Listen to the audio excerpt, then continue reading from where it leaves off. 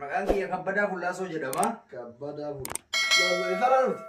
Ani godina addaa naannawa injiraanii. Beelladoota manaa keessa geejjibaaf kan tajaajilan maqaa yaami. Gaafii sadaffaa taayee dandaatti. Oi.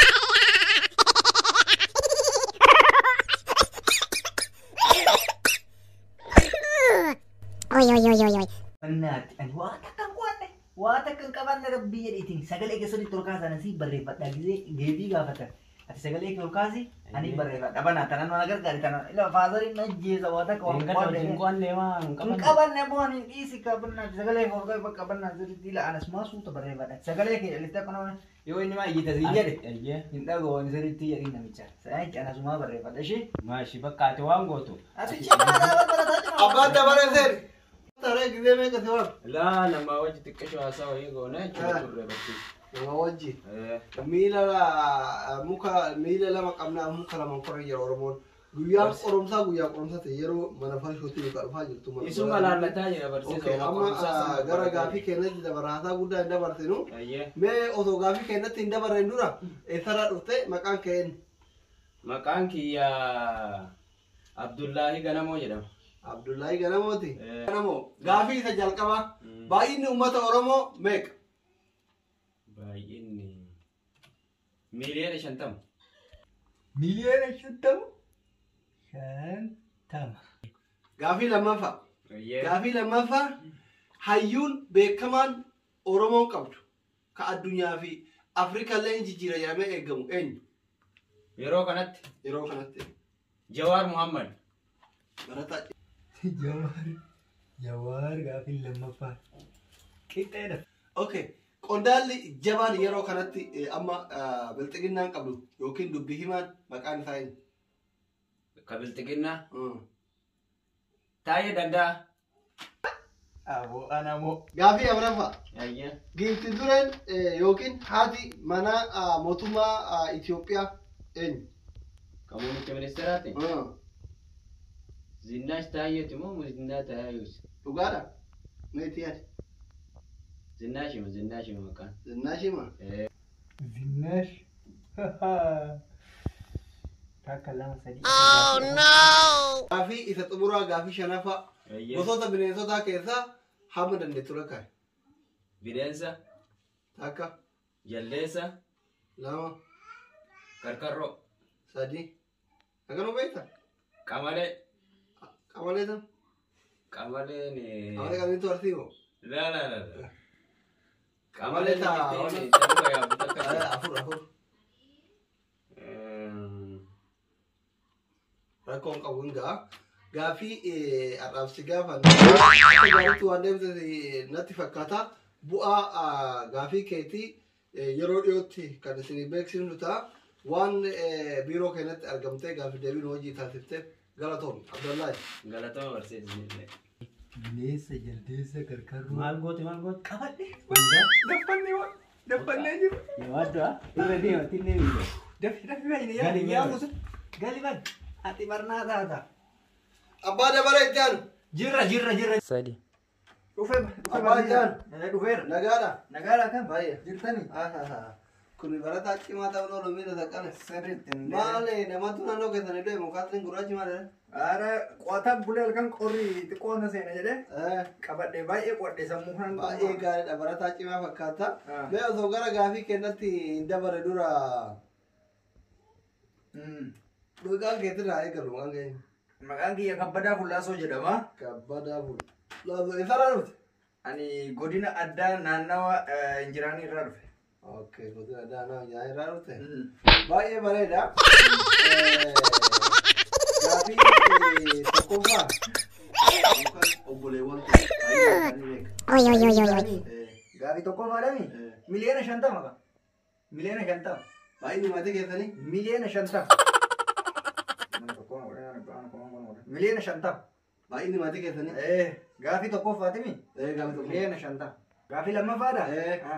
Artistiin beekamaa yookiin weellisaan beekamaan kan yeroo sargii yeroo cidha garaagaraa akka naannoo keessaniitti ittiin taphattan beekamaan eenyuun? Gaafii lammaffaadhami Gaafii lammaffaa. Jawaar Muhammad gaa. Jawaar lammaffaa. Jawaar gaafii Naannoo lammaffaa. keessaniitti Jawaar hin taphattanii? Jawaar Ati beekamaa ni jedhe. Gaafii lammaffaadhami. Gaafii lammaffaa. Jawaarima. Gaafii sadaffaarra jira. Beelladoota manaa keessa geejjibaaf kan tajaajilan maqaa yaami. Gaafii sadaffaa. Taayee dandaatti. Beelladoota jedhama. Gaafii sadaffaa taayee dandaatti. Gaafii sadaffaa. Tadi. Ajaa'iba. Gaafii afuraffaa. Gaafii afuraffaan haadha kee yookiin haadha manaa abbaa keetii maqaan eenyu? Haadha manaa abbaa kiyya. Zinnaash taayyaa jechuutti kaa. Gaafii afuraffaadhami. Gaafii afuraffaa. Zinnaash taayyaa jechuutti. Haadha manaa abbaa keetii sin jaaru. Zinnaash. Zinnaash. Oh no! Gaafii afuraffaadhami. Gaafii afuraffaa. Zinnaash taayyaa jechuutti. Dabee itti dafqee qo'annaa kanaan halkan hin rafne abbaan kiyya dhiigana dhaabaan qo'adhu naan jedhe baay'ee tokko qo'adhee akka sadarkaa tokkoffaa boobdii qaba. Gaafii keessan itti fufa. Gaafiin xumura mee gosate lakkaan isarra dhufte gosa wajjin. Gosa. Gosoota. Gaafii dhumaatti. Gosa kee. Bineessa, jaldeessa, karkarroo, qamalee. Gosti keemu. Bineessa, jaldeessa, karkarroo, qamalee. Gaafii dhumaatti. Jaldeessa. Karroo. Oi, oi, oi, oi, oi. Qamalee kananiitu qamalee. Qamalee. Akkasuma na fakkaata. Baay'ee har'aa fi gaafiin qabnu kanuma. Almost bu'aa kee. Baay'ee qo'adhee itti dadhabee namni caalu hin jiru. Toora websaayitii keenyatiin hordofi bu'aa. Oh no! Fatana. Aran tara barsiisaan itti dafqee itti fuuree meeqa fixe galatooma bayyaanaa ta'a. Haalli barattoonni tokko tokko keessa jiran baay'ee nama gaddisiisa. Akkamitti namni gosa kee gosuma ofillee himachuu dadhabee gosti kiyya waraabessa karkarroo. Namni yoo korroo jallee waan tokko tokko korroyyuu naa jiru. Gaafii waliin fakkaanne gosuma ofillee himachuu dadhabuu amma kana abbaan isaa tokko qabu itti gurguratee kiraa manaa irraa kafalee daftara danda'ee masruufa danda'ee magaalatti ergee barsiifata. Abbaan isaa baadiyyaa taa'ee ilmi kiyyanaa bartaa'e. Durriyyee magaalatti yoo galte baadiyyaa irraa waan wal itti kenne qumaarii taphattee qumaariitti fixxii halkan mana dhugaatii bultii guyyaa mana jima ooltii saafara mana kana gayaa dhufte. Inni gadda qormaata keessatti irratti tajaajilee waa beektaa? Mucaan hiriyaa keetii sun jechuun dheengadda waliin qormaata fudhatan alatti walitti dhufeenya hin qabdanii? Barsiisa ani isa gisee hedduu isumaa xiqqoo waa'ee barumsaa kanarraa baay'ee hariiroo hin qabu. Garuu ani gisee isa argu nama xiqqoo barnoota qabu na fakkaata baay'ee illee irraa waan hin beekneef hiriyaa biroo qaba waan ta'eef carraamaan fidee walirra nu oolche malee ani isaan baay'ee hariiroo walitti hin qabu garuu amma baratu na fakkaata. Dhugaa nama gaddisiisa beektaa? Yeroo teknooloojiin babal'atee kanatti yeroo namni waan barumsa onlaayiniin hordofu kanatti onlaayiniin baratu googilii irraa sarchii godhee waan itti argattu kanatti gaafiin isa gaafadhe isiniif barattoota hundaayyuu barattoota mana barumsa keenya gaafii mataan dhiyaate fi gaafiin siif dhiyaate for example akkuma dheengada si gaafadhe sani ka isallee kophaadha. Garummootu akka waan si walitti dhufeenya qabdaniitti kaan isa gaafadhu dhiise deebiin deebisaa ture keetii jechuudha. Na jaala jechuudha barsiisa. Lakki deebii gaafii keetii barreessitee kenniteef. Waan an gaafadhe dhiise kaatti deebisaa ture. Fakkeenyaaf amma yoo fudhanne gosoota waraabessaa lakkaa'ii bineensa alaa lakkaa'ii siin jedhe bineeyyii ala galee lakkaa'ii siin jedhe isaan immootu gosa kee lakkaa'adhu jedheen waraabessa karkarroo maal qamalee jaldeessa minaaminaan jedhaa ture. So kanaaf Abdullaahi wanti akkanaa kun tokkoffaa qaroo ijoollee lafaa ol dhufan doomsaa atillee akka gosaatti wanni si dhaamu hamma dandeettii keetiitiin qayyabattu ufumaaf qayyabadhu malee ijoollee hin dogoggorsin dhaamsa hin jedhu qaba. Eenyuyyuu haa ta'u gafeetee hoo jaalatu obboleessa waan taane gaafin si gaafatamtuu fi kan barataan biraa qoramu garagara. Barataa isin barataa kutaa tokko lama sadii afuriiti miti. Kuni kutaa 12ffaa. Namuyyuu ministirii mataa mataatti fudhata waan ta'eef ijoolleen dogoggorsin ijoolleen doomsini. Inni lammaffaa mootuu mucaan kun amma qormaata isaa kana yoo ofirra ol dabarse nama dhiibaa maaliifi namnummaan Aba caadaa hin beekne tokko guyyaa tokko mana barumsaan dhaqin gaafii isaaf dhiyaate kan akka carraa ta'e hin deebisa. Eenyuun jechuun namni guyyaa tokko ulaa mana barumsaa turan hin bahin. Gosa ofii namni lakkaatuu hin beekne hin jiru. Bineensuun gosa irraa dhalate beeka. Fakkeenyaaf jeedalli waraabessatti hin makamtu, kurupheen jeedalatti hin makamtu, bineensi alaa bineensa manaatti hin makamu wal beekama ta'e. Mucaan kun yeroo ani gosa waraabessaa gaafadhu, gosa isaa gaafadhu, gosa waraabessaa na lakkaa jechuudha. Kuni sirrii miti. Kan akka godhutti jiru tokko dadhabina isaati lama situ dogoggorsaa jira jechuudha. Kanaaf barsiisaa miqqoo asitti hin dogoggortani waan jedhurra hariiroo ani barataa amma isin jettan kana hojjetu qabaate mumkin dogoggorsuu danda'a garuu immoo ani hariiroo isa wajjin hin qabu. Maaliif taraan qormaataa kun fidee walirra nu oolchee gizee isin na gaafattan fa'a gaafii duuban fa'a barreeffachuun mala maaliif maskootiin duubaa kun hin dhageessisa gizee isin asii gaafii na gaafattan. Inni immoo yeroo san nama hin qo'anne nama ofitti hin amanne waan ta'eef deebi'an asii deebisu gaafiin akkanaa anallee dhiyaatu gaafii akkanaa ta'uun oolu ka jedhu yoo ofii barreeffate malee waa'ee qormaata keenyatti irratti waan naaf inni waliin mari'annee immoo waliin qo'anne illee hin jiru. Gaafiin isin na gaafattanii fi ka isallee gaafattan akka garagara ta'e anillee hin beekannis hin beeku. Garuu gaafiin ani isa gaafattan gaafiin akka nagaa isa gaafatanii kana na gaafatan ka jedhu mala duuban barreeffate malee waan irraa quba qabu hin argine lakke. Okay, galatoon. Riyyee barsiisa. Kabbe. Dhufe. Kabbisha. Dhufe barsiisa. Ati dhufuu na bishaan akkam. Kabbee babbishaa. Nama hedduun na beeka. Ormaati mutiinee. Andee barsiisa maal taate? Ati baa akka naannoo keessatti beekama jedha. Kabbee jennaan. Baay'ee kabbitto jennaan nama na jala ol ka'a. Abbaan kiyyaa sirriitti kana dadhabe. Maraxajii kana fa'aa beekama. Injiraa miidhee barsiisa. Gizee hojii deemanii. Gizee barumsaa kan xiqqaa gootu. Gizee mataa. Maallaqa ittiin qo'a gootu kana waan nuti kenna. Faasarii argaa qabda. Maatiin kee akka baadiyyaa jiraatan akka ijoollee qotee bulaa taate dhaga'ee. Akkas. Eraf. Akkami reefu keessatti? Keessatti hima. Bareeda barsiisa amma duratti gaayaa dorgommii kana milkaa'ee kaampaanii akka seenuu abdiin qaba. Baay'een itti dafqe gaafii kana deebisuudhaaf. Baay'een tokko. Qormaata akkamii ta'inatti dheengada ta'inatti akkamii ta'inatti? Ani barsiisa maal taatan gurbaan na dura fattaname sun narraa korrojaa as ga'e bar sadarkaa kanarra. Kutaa tokkorra hanga sadarkaa 12tti anarraa korrojaa ture.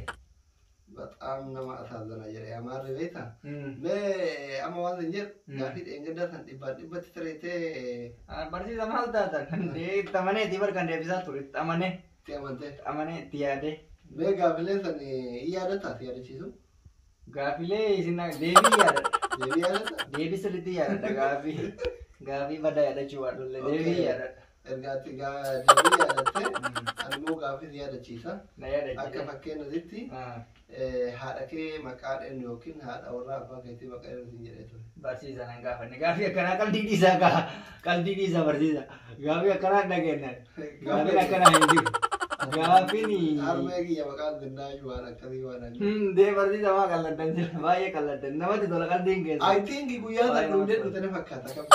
Ara barsiisa maal taatanii tokko waa tokko hundee rabbisiin jedha hundee maa qalladdan barsiisa. Qalbiin keessanii bareeda. Kabbe dhaloota doomsuun nama rarrabeeta. Sirriitti akkatti dadhabee warra gurbaan hojii deemu sana akkatti korrojaa. An barsiise hundi isaanii kun paayileetidha, profeesara, injiinara. Barataan an barsiise tokkoon isaa kan dalagaa dhabee manatti gala yookiin qotee bulaa nagaa ta'e jiru hundi dhugaadhaan immoo qabadha amma dhugaadha. Kanaaf amma akka ati bakka gaarii geettu barbaada. Qormaata kan eeggaddaa san yoo dabarse sirrii miti seenaan kiyyala akka nama dhuun barbaadu. Ati akka kuftee kan sirrii miti moo sirriidha dan barsiisa. Walumaa galatti guyyaa san yoo dogongoruu baadhe xiqqoo mirqaana hin qabdu hundi dogoggortee gaaficha warra si deebi'ee akka beektaadha mirqaana qabda. Sila gaafii irra deetanii na gaafattanii. Irra deemee si gaafadha. Ima si sirreeffata. Si maa sirreessu si yaadeeti malee sanillee si dabarsuu danda'a. Barsiisa nama lawweetiin qaba. Cinqii hin danda'u. Gaafii na gaafattanii deebii xamanu isinii deebisee jira. Anamma gaafii biraatiin na cinqinaa waan gootan godhaa waan. Amma fakkeenyaaf an guyyaa san harmee kee maqaa eenyu naan jette siin jedhe. Alamituudha harmeen diya maqaan hin beekani. Alamituudha guyyaa san zinnaash naan jette. Amma alamituu sii barreessa moo zinnaash sii barreessa bakka deebiitti? Barsiisa amma kana godhaa kaa barsiisa isin ariifana fakkaatanii beektani barsiisa kana olaan muudii oo fakkaatanii nurraa beektan jedhee yaada beekte gaafii xiqqoo wal jalan harkaa tartee beektanii gaafii hiriyaa kiyya kana dura seenee sanitti naasoorsaa deebii immoo kana maamilanii himetanitti godhaa bakka hin ta'a dhiisa bakka maal godhaa hin cinqamina isinillee cinqamtanii illee kan cinqina maal gootan biddeena kan akkatti dhufu isintu beeka akkas naa godha barsiisa gaa maal guyyaa biraa barsiisa Finfinnee irraa nama garaa jabaatu irraa yookiin barsiisa saba biraa. Finfinnee kana booda batanaan tokko biyyi keenya kun sabaaf sablammoota baay'ee qaba. Amaara irraa dhufee barsiisuu danda'a, Walaayittaa irraa dhufuu danda'a, Tigraay irraa dhufuu danda'a, Sumaa irraa dhufuu danda'a. Yeroo biraa barsiisan gosa biraa kan garaa isin hin laafne dhufe. Anamma akka ilma Oromoo tokkotti nama rarta bakka hanga'e kana akka geettullee abdii qaba. Dhaloota qaree tan gadhiisaa na dabarsite akka Gaafa geetii kun dhaloota odoomse malee. Qareetiin gadhiisa. Maal taate barsiisa? Amma gaafii yoo jijjiiramu. Wal jala naa jijjiiraa isin jedhee gaafii mucaa gaafattan san kiyyatti deebisaa deebii kanumaan jedhe san godhaa rakkoo qabu hin ta'a. Hin ta'a deebii. Okay, tokkoof lama yaali. Jedhaa ishi. Gaafii tokkoffaa harmee kee maqaan eenyu fi gabaabsana sitti dheeressa. Harmee kee maqaan eenyu. Alamituu dhaga. Alamituu bakka xinnaa isan alamituu si buuseera. Ani kun ofirraa malee osoo daayirektarri naa dhee dalagaa gaafii lammaffaa bineensota abbaan kee qaban yookiin horsiisan keessaa muraasa maqaa dhahiyyeedha. Beelladoota manaa jechuun waan akka harree fardaa kanneen waan isin qabdan maqaa dhahiyyeedha. Wanni nu qabnu maaliin an jedhase bara beelladoota manaa. Beellada manaa maal? Kaabbee qabu. Homaa bee qabu. Beelladni maal? Hoolota hin qabna. Hoolaa 5. Korbeessa 6 tumaaleeyyii 4 hin qabu. Gimmaasha argattee gaafii kana. Eeshi. Gaafii lammaffaan gaafii sadaffaan weellisaan beekamaa naannoo keessanii eenyu? Weellisaa? Zaffaanyii jechuudha? Zaffaanyii. Beekamaa moo qoto qofaati moo naangalee? Kama namni naannoo keessanii jaalatu yeroo sargii fa'aa dhaggeeffatan. Kaasee tafaa meeqaa eenyu mana qabdu? Ada barsiisan ganda kanaan oolanii mana kumaarii oola waan taata. Okay, sirbu malagee itti qabdu kabeetu. Hin qaba. Sirbu mee eenyu sirbi? Ciqilee qofaa magaala. Afaan hindii kanan danda'an. Chukki beektani? Kuchi kuchi. Kuchi kuchi waatae akirfaae. Kanaan beekamti qabaanu artistiidha mataan kiyya waan nan beekneef mana isin. Sirriitti na beekanii ani fiilmii hindii kanan hordofaa beekta. Laalaa turte. Kana kanan beekan. Booksii kana beekan. Katibaa asiin dhahee gara siin baasuu beekan. Kun oola. Okay, gara Toomi. Homaa rakkoon qabu yoo. Taree moontaa dubbii barsiisa. Itti dhufnee ilaalla. Karaa weebsaayitii keenyatiin bu'aa qabdi. Weebsaayitii eenyuun naa banee moobaayilii kamiin banee moobaayilii gurgurameera. Si barsiisa maa dhiisi fatanaa keetuu ba'aan maa na cinqaa jirta barsiisa bakka ga'eera. Na dabarsi yoo. Moobaayilii kana eessuma keessatti. Baay'ee galatoomaa namni xiqqoo maa kanallee.